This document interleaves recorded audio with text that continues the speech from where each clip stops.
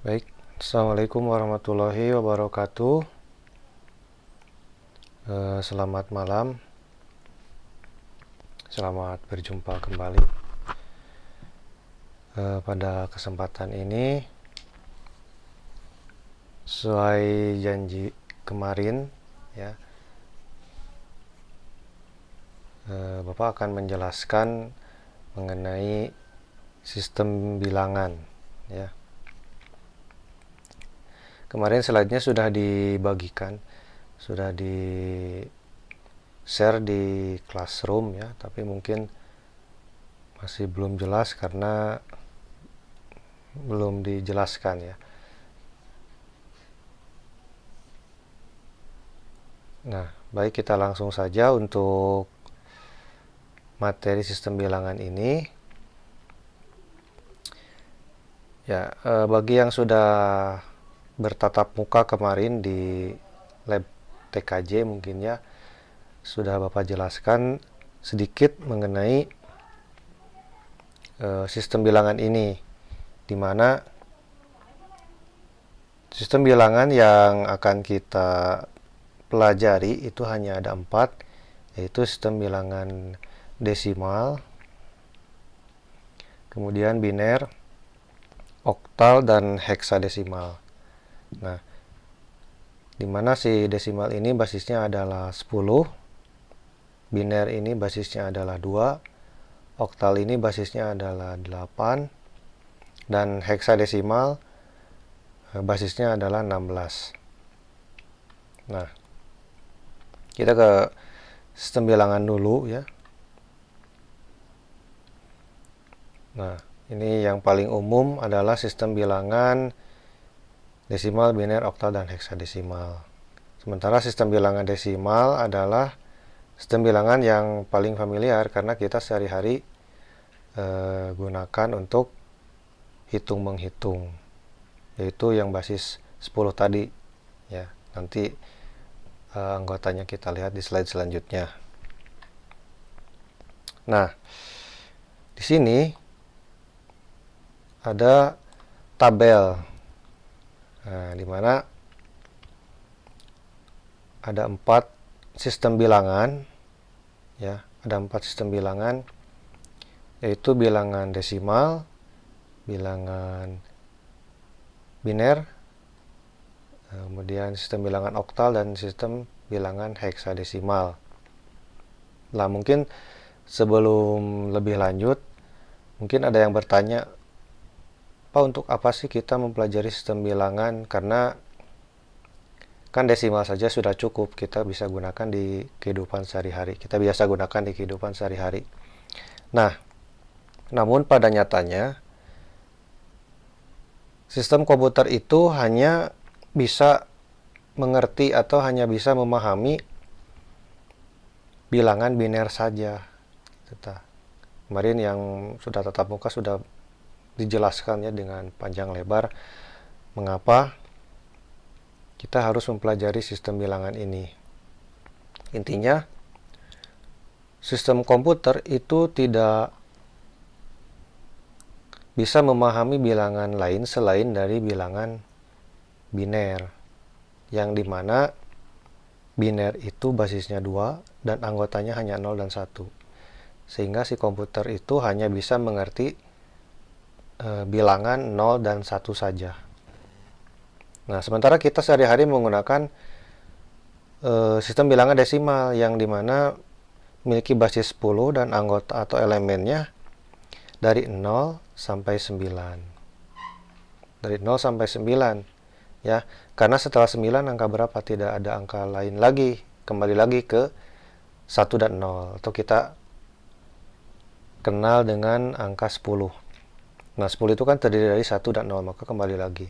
Nah, sementara pada biner itu anggotanya hanya ada 2, yaitu 0 dan 1. Tidak ada angka selain 0 dan 1. Maka setelah 1 itu dia kembali lagi ke 1, 0. Ya. Kemudian untuk oktal, karena basis oktal itu 8, maka anggotanya adalah dari 0 sampai 7, karena nolnya juga dihitung ya, 0 sampai 7.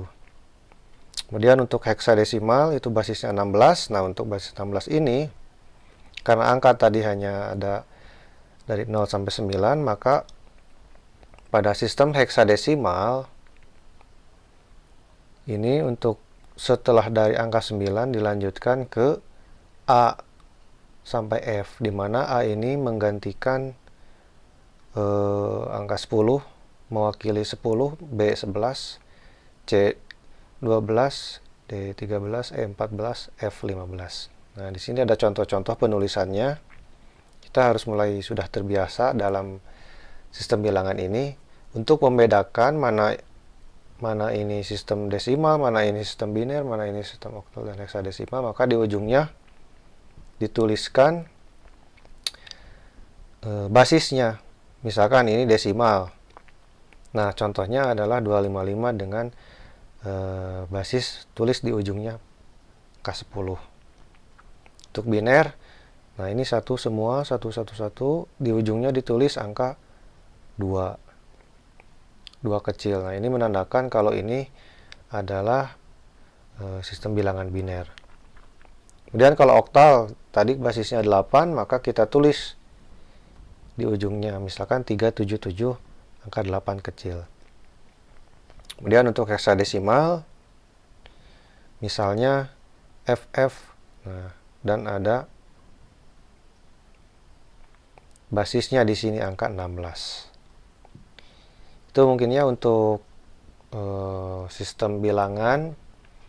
Jadi kita sudah harus membiasakan untuk mengingat ya, terutama yang biner ini, karena walaupun angkanya atau anggota elemennya hanya ada 2, yaitu 0 dan 1, nah tetapi ini kalau nanti angkanya sudah banyak akan lumayan pusing kalau kita tidak teliti ya.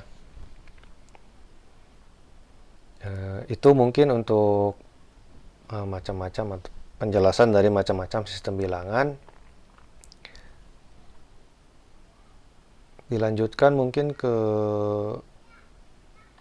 konversi bilangan. Nah, kemarin di slide yang sudah Bapak share di classroom itu ada konversi bilangan. Nah, kenapa sih diharuskan kita mempelajari konversi bilangan? Nah, seperti yang Bapak katakan tadi, komputer itu hanya mengerti bilangan biner saja. Bilangan biner saja ya. Tetapi kita sebagai manusia lebih sering menggunakan bilangan desimal ya. Jadi tentu dalam sebuah sistem komputer itu harus ada konversi atau harus ada sesuatu yang dapat membuat si komputer itu mengerti. Nah, kita sebagai manusia yang harus belajar, kita sebagai manusia yang harus mengalah, maka dari itu kita harus mempelajari ya, atau kita harus bisa mengerti kepada si komputer itu. Nah, jadilah di sini ada materi mengenai konversi bilangan. Ini yang paling awal, yang paling dasar adalah mengkonversi dari bilangan desimal ke biner. Yang kita gunakan di kehidupan sehari-hari, kita coba konversikan ke biner. Nah, di sini ada penjelasannya. Caranya, konversi bilangan desimal bulat ke bilangan biner. Gunakan pembagian dengan 2 secara sukesif sampai sisanya 0. Nah, sisa-sisanya ini nanti akan membentuk jawabannya, yaitu sisa yang pertama akan menjadi least significant bit atau LSB, dan sisa yang terakhir menjadi most significant bit atau MSB. Nah, kita lihat nanti di slide selanjutnya maksudnya apa ini.